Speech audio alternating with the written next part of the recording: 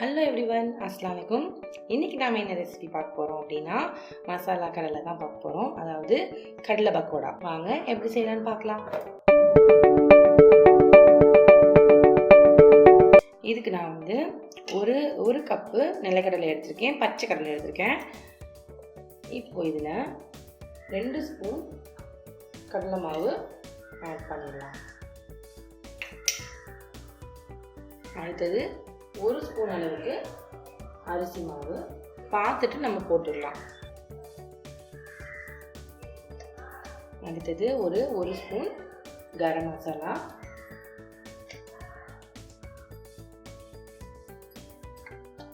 அடுத்தது 1 spoon chilli powder, மிளகாய்த்தூள், அடுத்தது கொஞ்சமாக ஒரு சிட்டிகை அளவுக்கு பெருங்காயத்தூள்,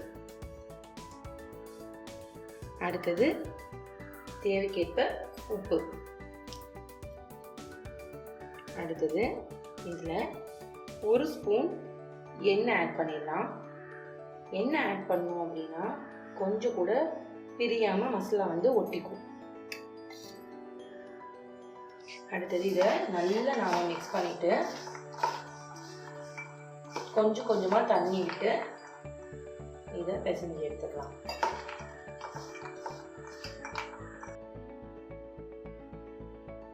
காரம் உங்களுக்கு வேணுங்கிற அளவுக்கு போட்டுக்கலாம். காரம் கம்மியாக வேணுங்கிறவங்க கம்மியாகவும் போட்டுக்கலாம். கொஞ்சம் கூட வேணும் அப்படின்னு நினைக்கிறவங்க கொஞ்சம் கூடவும் போட்டுக்கலாம். ஆனால் இதை வந்து நல்லா இப்படி உதிராக மிக்ஸ் பண்ணிக்கோங்க. நம்ம மிக்ஸ் ரெடி ஆகிடுச்சு. இதுதான் வந்து இதோட கரெக்டான கன்சிஸ்டன்சி. கொஞ்சம் திக்காக அதில் வந்து ஒட்டுற மாதிரி இருக்கணும் மாவு. சூப்பரான ஈஸியான ஒரு ஸ்நாக்கு. வாங்க நாம் இதை பொரிச்சு எடுத்துடலாம். இப்போது நான் கடாய் வச்சு கடாயில் எண்ணெய் வச்சுருக்கேன். இரும்பு கடாய் வச்சுருக்கேன். இது வந்து ரொம்பவே ஹெல்தியும் கூட, இன்னொன்று சீக்கிரமாகவும் சூடு வந்துடுது. இப்போது ஆயில் நல்லா சூடாகிடுச்சு.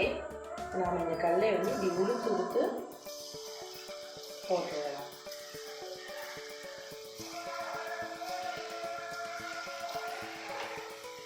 ஒன்று ஒட்டிக்க தான் செய்யும். அதுக்கப்புறமா வந்து பொரிச்சிட்டு நம்ம பிரித்து விட்டோம் அப்படின்னா அது வந்து பிரிஞ்சுக்கும். அவ்வளோதான். இது ஃபுல்லாக வந்து இந்த நுரை ஃபுல்லாக அடங்கினதுக்கப்புறம் தான் எடுக்கணும். பாருங்கள், நல்லா அழகாக தனித்தனியாக பிரிஞ்சிருச்சு. லைட்டாக இப்படி நீங்கள் கிளறி விட்டீங்க அப்படின்னாவே வந்து இது வந்து பிரிஞ்சிடும். அவ்வளோதான், முடிஞ்சிருச்சு. பாருங்கள், ஃபுல்லாக அந்த பபிள்ஸ் ஃபுல்லாக அடங்கிடும். இப்போ நாம் இதை எடுத்துடலாம். இந்த சவுண்டு தான் உங்களுக்கு வந்து அது நல்லா மொறுமொறுன்னு வெந்ததுக்கான அடையாளமே. அடுத்தது நான் வந்து கடலை பொரிச்சு எடுத்தாச்சு. இதில் வந்து கொஞ்சோண்டு கறி யூஸ் பண்ணி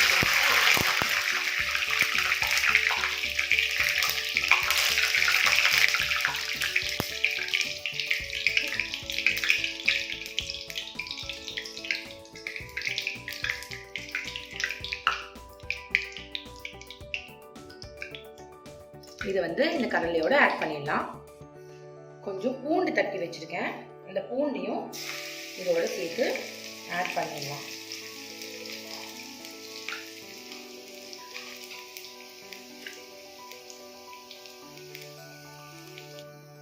அவ்வளோதான், முடிஞ்சிச்சு.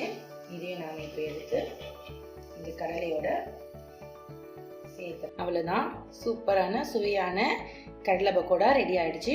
கண்டிப்பாக நீங்கள் இதை ட்ரை பண்ணி பாருங்கள். உங்கள் ஃபீட்பேக் எனக்கு சொல்லுங்கள். என் சேனல் உங்களுக்கு ரொம்ப பிடிச்சிருந்துச்சுன்னா கண்டிப்பாக மறக்காமல் சப்ஸ்கிரைப் பண்ணுங்கள்.